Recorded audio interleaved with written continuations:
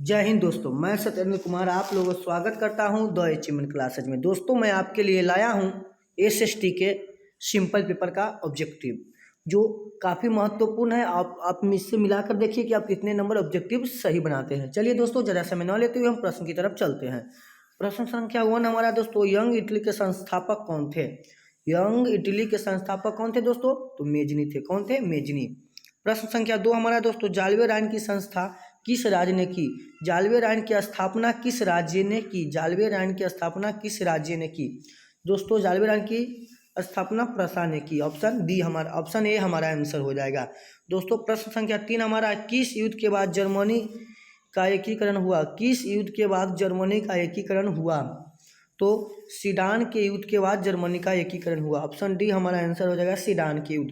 प्रश्न संख्या 4 हमारे दोस्तों, यूनान के स्वतंत्रता संग्राम में किसकी पराजय हुई? यूनान के स्वतंत्रता संग्राम में किसकी पराजय हुई? तो प्रश्न संख्या 4 का हमारा आंसर हो जाएगा दोस्तों, यूनान के स्वतंत्रता संग्राम में किसकी पराजय हुई? तो यूनान की पराजय हुई। किसकी पराजय हुई दोस्तों? तो यूनान की पराजय हुई। प्रश्न संख्या 5, 1917 की रूसी क्रांति के समय किस जार का शासन था? 1917 ईस्वी के रूसी क्रांति के समय किस जार का शासन था? प्रश्न संख्या 5 का हमारा आंसर होगा, निकोलस द्वितीय का शासन था। किसका शासन था दोस्तों? तो निकोलस द्वितीय का। चलिए दोस्तों प्रश्न संख्या 6 की तरफ चलते हैं। प्रश्न संख्या 6 हमारा, लेनिन ने ब्रेस्ट लिटोव्स्क की संधि 1918 में किस राष्ट्र के साथ की थी? लेनिन ने ब्रेस्ट लिटोव्स्क की संधि 1918 में किस राष्ट्र के साथ की थी? दोस्तों जर्मनी के साथ। किसके साथ की थी? तो जर्मनी के साथ। प्रश्न संख्या 7 हमारे दोस्तों, कम्युनिस्ट मैनिफेस्टो के लेखक थे। कम्युनिस्ट मैनिफेस्टो के लेखक थे। तो कम्युनिस्ट मैनिफेस्टो के लेखक कौन थे दोस्तों? तो कार्ल मार्क्स और फ्रेडरिक एंगेल्स। कार्ल मार्क्स और फ्रेडरिक एंगेल्स। प्रश्न संख्या 8 हमारा दोस्तों, सामाजिक विभाजन को संभालने में इनमें कौन कथन लोकतांत्रिक व्यवस्था पर लागू नहीं होता है? सामाजिक विभाजन को संभालने में इनमें से कौन सा कथन लोकतांत्रिक व्यवस्था पर लागू नहीं होता है? प्रश्न संख्या 8 का हमारा आंसर हो जाएगा दोस्तों, लोकतंत्र सामाजिक विभाजन के आधार पर समाज को विखंडन की ओर ले जाता है। लोकतंत्र सामाजिक विभाजन के आधार पर समाज को विखंडन की ओर ले जाता है। प्रश्न संख्या 9 हमारा दोस्तों, निम्नलिखित में कौन सा देश धर्मनिरपेक्ष नहीं है? निम्नलिखित में कौन देश धर्मनिरपेक्ष नहीं है? तो पाकिस्तान एक धर्मनिरपेक्ष देश नहीं है दोस्तों। प्रश्न संख्या 10 हमारा है, निम्नलिखित व्यक्तियों में कौन लोकतंत्र में रंग भेद विरोधी नहीं थे? निम्नलिखित व्यक्तियों में कौन रंग भेद के विरोधी नहीं थे? तो जेड गुड्डी लोकतंत्र में रंग भेद के विरोधी नहीं थे। जेड गुड्डी। प्रश्न संख्या 11 हमारा दोस्तों, ग्राम कचहरी का प्रधान कौन होता है? ग्राम कचहरी का प्रधान कौन होता है दोस्तों? तो ग्राम कचहरी का प्रधान सरपंच होता है। कौन होता है? सरपंच। प्रश्न संख्या 12, बिहार में पंचायती राज संस्थाएं हैं। बिहार में पंचायती राज संस्थाएं हैं। तो बिहार में पंचायती राज संस्था कैसी? तो त्रिस्तरीय अर्थात 3 स्तरीय है। चलिए दोस्तों प्रश्न संख्या 13 की तरफ चलते हैं हम। प्रश्न संख्या 13 हमारा दोस्तों, 2011 के जनगणना के अनुसार बिहार में कुल कितने प्रतिशत लोग साक्षर है? 2011 के जनगणना के अनुसार बिहार में कुल कितने प्रतिशत लोग साक्षर है? तो प्रश्न संख्या 13 का हमारा आंसर हो जाएगा दोस्तों, 63.82%। कितने? 63.82%। प्रश्न संख्या 14 हमारा दोस्तों, आर्थिक विकास की माप करने के लिए एक उचित सूचकांक है। आर्थिक विकास की माप करने के लिए एक उचित सूचकांक है। प्रश्न संख्या 14 का हमारा आंसर हो जाएगा दोस्तों, ऑप्शन ए राष्ट्रीय आय। क्या हो जाएगा दोस्तों? राष्ट्रीय आय। प्रश्न संख्या 15, श्वेत क्रांति का संबंध अर्थव्यवस्था के किस क्षेत्र से है? श्वेत क्रांति का संबंध अर्थव्यवस्था के किस क्षेत्र से? तो प्रश्न संख्या 15 का हमारा आंसर हो जाएगा दोस्तों, प्राथमिक क्षेत्र से। किस क्षेत्र से है? तो प्राथमिक क्षेत्र से। श्वेत क्रांति का संबंध अर्थव्यवस्था के प्राथमिक क्षेत्र से। प्रश्न संख्या 16 हमारा दोस्तों, नीति योजना आयोग का अध्यक्ष कौन होता है? नीति आयोग का अध्यक्ष कौन होता है? तो नीति आयोग का अध्यक्ष कौन होता है दोस्तों? तो नीति आयोग का अध्यक्ष जो होता है वह प्रधानमंत्री होता है। कौन होता है? ऑप्शन सी प्रधानमंत्री। प्रश्न संख्या 17 हमारा दोस्तों, भारत में राष्ट्रीय आय की गणना कब प्रारंभ की गई थी? भारत में राष्ट्रीय आय की गणना कब प्रारंभ की गई? तो भारत में राष्ट्रीय आय की गणना 1951 या 1952 ईस्वी में प्रारंभ की गई। चलिए दोस्तों प्रश्न संख्या 18, भारत में सबसे लंबा बांध है। भारत में सबसे लंबा बांध है। भारत में सबसे लंबा बांध कौन है दोस्तों? हीराकुंड बांध है। कौन है? तो हीराकुंड बांध। प्रश्न संख्या 19 हमारा दोस्तों, वन संरक्षण एवं प्रबंधन के दृष्टि से वनों को वर्गीकृत किया गया है। वन संरक्षण एवं प्रबंधन के दृष्टि से वनों को कितने भागों में बांटा गया है? तो दोस्तों इसको कितने भागों में बांटा गया है? तो 3 भागों में बांटा गया है। कितने भागों में? तो 3 भागों में। प्रश्न संख्या 20 हमारा दोस्तों, बिहार देश में सर्वोच्च स्थान रखता है। बिहार देश में सर्वोच्च स्थान रखता है अमरूद उत्पादन में, लीची उत्पादन में। तो प्रश्न संख्या 20 का हमारा आंसर हो जाएगा दोस्तों दोनों में, अमरूद उत्पादन में भी और लीची उत्पादन दोनों में। चलिए दोस्तों प्रश्न संख्या 21 हमारा, डाकुओं की अर्थव्यवस्था का संबंध है। डाकुओं की अर्थव्यवस्था का संबंध है। प्रश्न संख्या 21 हमारा है, डाकुओं की अर्थव्यवस्था की संबंध है दोस्तों संसाधनों को अनियोजित विदोहन से, संसाधनों के अनियोजित विहोदन से। प्रश्न संख्या 22, मरुस्थलीय मृदा का विस्तार निम्न में से कहाँ है? मरुस्थलीय मृदा का विस्तार निम्न में से कहाँ है? तो प्रश्न संख्या 22 का हमारा आंसर हो जाएगा दोस्तों राजस्थान। कहाँ हो जाएगा दोस्तों? मरुस्थलीय मृदा का निम्न विस्तार कहाँ है? तो राजस्थान में। प्रश्न संख्या 23 हमारा दोस्तों, यूरेनियम का प्रमुख उत्पादक स्थल कौन है? यूरेनियम का प्रमुख उत्पादक केंद्र कौन है? तो यूरेनियम का प्रमुख उत्पादक केंद्र कौन है दोस्तों? तो वह है जादूगोरा। कौन है? जादूगोरा। प्रश्न संख्या 24, प्राणियों के शरीर में कितना प्रतिशत जल की मात्रा निहित होती है? प्राणियों के शरीर में कितना प्रतिशत जल की मात्रा निहित होती है? तो प्राणियों के शरीर में कितने प्रतिशत जल की मात्रा निहित होती है दोस्तों? तो 60%। कितने प्रतिशत? तो 60%। प्रश्न संख्या 25 हमारे दोस्तों, सर्वाधिक भूसंकलन प्रवण राज्य है। सर्वाधिक भूसंकलन प्रवण राज्य है। सबसे ज़्यादा भूसंकलन कहाँ होता है दोस्तों? तो उत्तराखंड में होता है। कहाँ होता है भूसंकलन सबसे ज़्यादा? तो उत्तराखंड में। प्रश्न संख्या 26 हमारे आकस्मिक प्रबंधन के प्रमुख घटक इनमें से कौन है? आकस्मिक प्रबंधन के प्रमुख घटक इनमें से कौन है? तो प्रश्न संख्या 26 का हमारा आंसर हो जाएगा दोस्तों ऑप्शन डी, इनमें से सभी।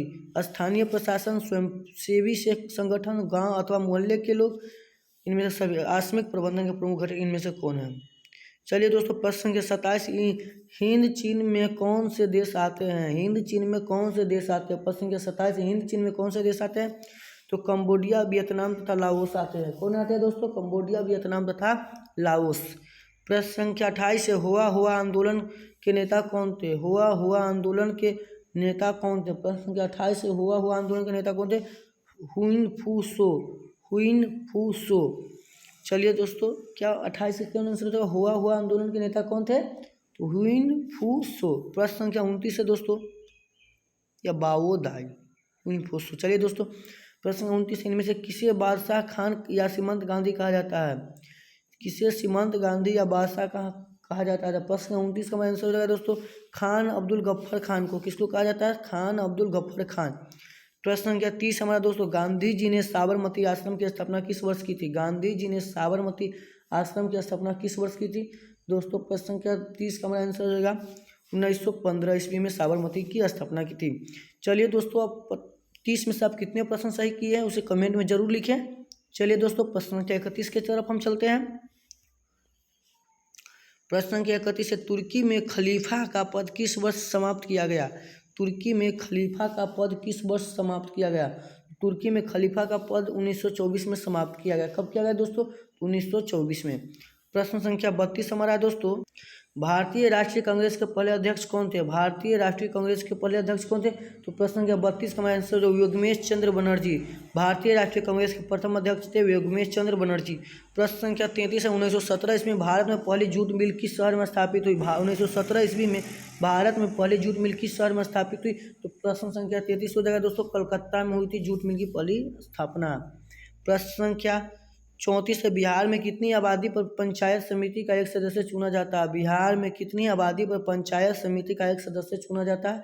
प्रश्न संख्या 34 का आंसर हो जाएगा दोस्तों 5000 आबादी पर। कितनी आबादी पर? तो 5000 आबादी पर। प्रश्न संख्या 35 हमारा है, भारत में राज्य पुनर्गठन आयोग की स्थापना कब हुई? भारत में राज्य पुनर्गठन आयोग की स्थापना कब हुई? तो प्रश्न संख्या 35 का आंसर हो जाएगा दोस्तों 1953 ईस्वी में। कब हुई राज्य आयोग की स्थापना? तो 1953 में। प्रश्न संख्या 36 है, भारतीय राष्ट्रीय कांग्रेस की स्थापना कब हुई थी? भारतीय राष्ट्रीय कांग्रेस की स्थापना कब हुई थी? तो प्रश्न संख्या 36 से भारतीय राष्ट्रीय कांग्रेस 1885 ईस्वी में हुई थी। चलिए दोस्तों प्रश्न संख्या 37 है, निम्नलिखित में कौन राष्ट्रीय दल नहीं है? निम्नलिखित में कौन राष्ट्रीय दल नहीं है? राष्ट्रीय दल कौन नहीं है दोस्तों? तो लोक जनशक्ति पार्टी एक राष्ट्रीय दल नहीं है। प्रश्न संख्या 38 हमारा दोस्तों, चिपको आंदोलन निम्नलिखित में किससे संबंधित है? पेड़ बचाने से। चिपको आंदोलन किससे संबंधित है दोस्तों? तो पेड़ बचाने से। प्रश्न संख्या 39 हमारा दोस्तों, केंद्रीय सांख्यिकी संगठन की स्थापना की गई। केंद्रीय सांख्यिकी संगठन की स्थापना कब की गई दोस्तों? प्रश्न संख्या 39 का हमारा आंसर हो जाएगा 1951 ईस्वी में। प्रश्न संख्या 40 हमारा, आय तथा उपभोग का अंतर है। आय तथा उपभोग का अंतर है। प्रश्न संख्या 40 है, आय तथा उपभोग का अंतर है दोस्तों, तो बचत कहलाता है। क्या कहलाता है दोस्तों? बचत कहलाता है। प्रश्न संख्या 41, किसने कहा था? किसने कहा मुद्रान वह है जो ईश्वर मुद्रा का कार्य करती है?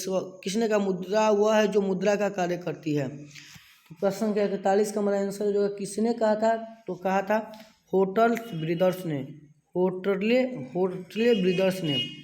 प्रश्न संख्या 42, आजकल मुद्रा का कौन सा रूप अधिक प्रचलन में है? आजकल मुद्रा का कौन सा रूप अधिक प्रचलन में? प्रश्न संख्या 42 का आंसर हो जाएगा दोस्तों पत्र मुद्रा। कौन मुद्रा? तो पत्र मुद्रा।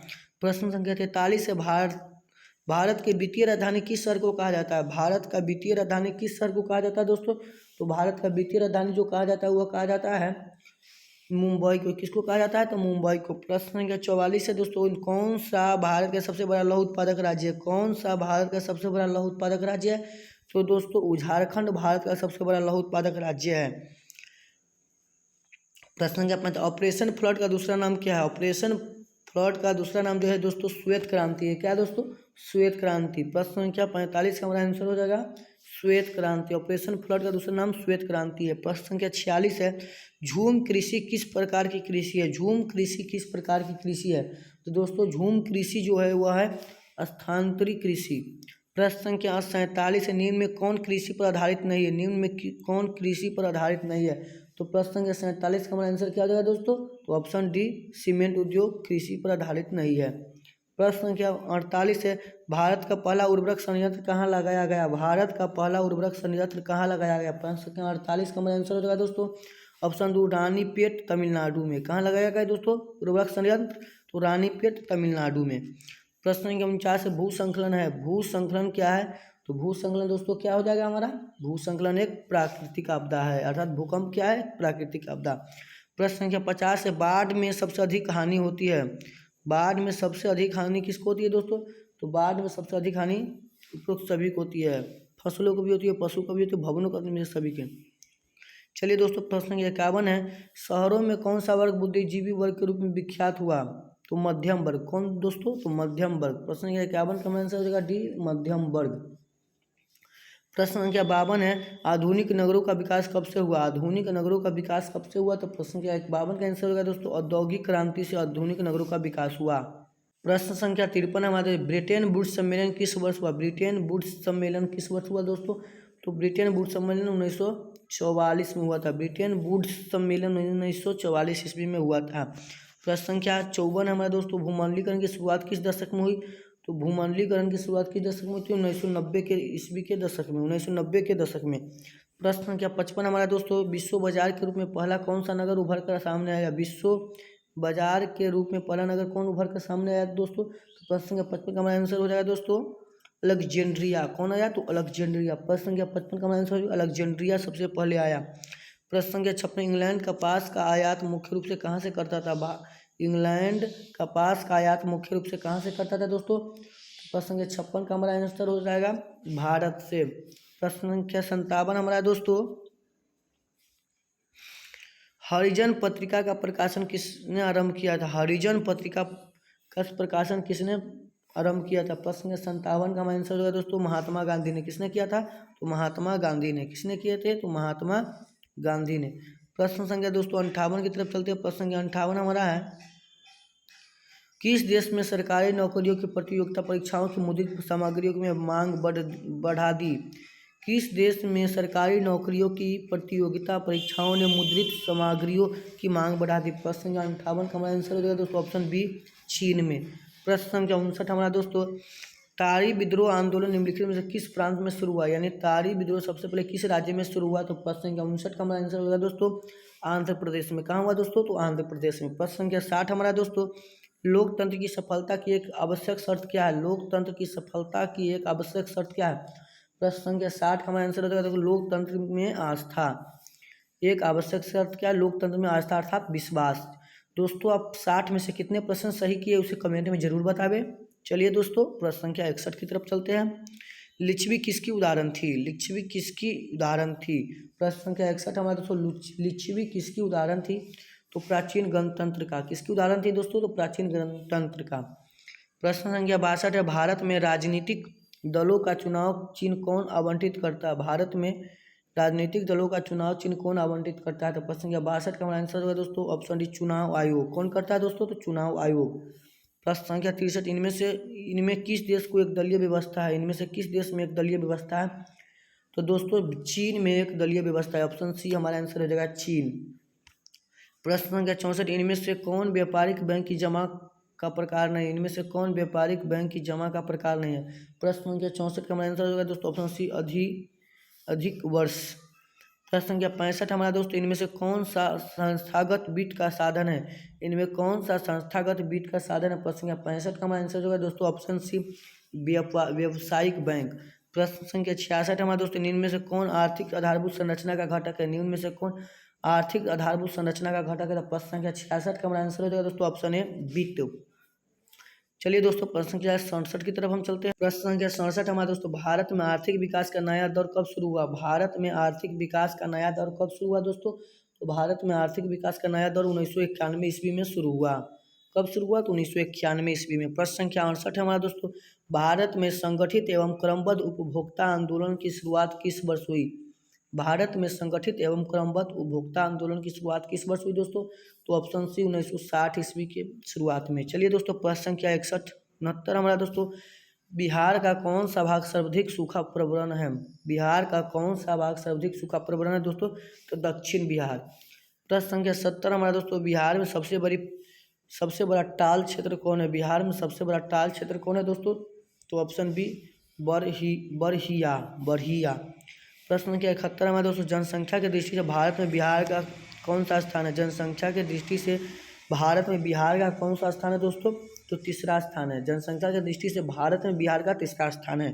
प्रश्न संख्या 72 है, बिहार में और सर्वाधिक सिक्का किस जिले में उपजाया बिहार में सर्वाधिक मक्का किस जिले में उपजाया जाता है, तो खगड़िया में सबसे अधिक मक्का उगाया जाता है। चलिए दोस्तों प्रश्न संख्या 73 हमारा, संजय गांधी जैविक उद्यान किस नगर में स्थित है। संजय गांधी पटना में स्थित है। चलिए दोस्तों, अर्थात जिसको चिड़ियाघर भी कहते हैं, चिड़ियाघर का नाम है संजय गांधी जैविक उद्यान। प्रश्न संख्या 74 हमारे दोस्तों, बिहार की सबसे बड़ी त्रासदी में से एक है। बिहार की सबसे बड़ी त्रासदी में से एक है दोस्तों, क्या हो जाएगा हमारा ऑप्शन डी, बाढ़। एक त्रासदी, यहाँ बिहार बाढ़ से ग्रसित रहता है हमेशा। प्रश्न संख्या 75, कृषि सुखाड़ होता है। कृषि सुखाड़ क्यों होता है दोस्तों, तो मिट्टी की नमी के अभाव में कृषि सुखाड़ होता है। प्रश्न संख्या 76 हमारा दोस्तों, इनमें से कौन सा शहर चंदन पर आधारित सौंदर्य सामग्री के लिए विख्यात है। इनमें से कौन सा शहर चंदन पर आधारित सौंदर्य सामग्री के लिए विख्यात है, तो प्रश्न संख्या 76 के आंसर होगा दोस्तों मैसूर। प्रश्न संख्या 77 है, भारत का कौन सा राज्य शक्कर का कटोरा कहलाता है। भारत का कौन सा राज्य शक्कर का कटोरा कहलाता है, तो प्रश्न संख्या 77 का हमारा आंसर होगा दोस्तों उत्तर प्रदेश। शक्कर का कटोरा कौन कहलाता है दोस्तों, उत्तर प्रदेश।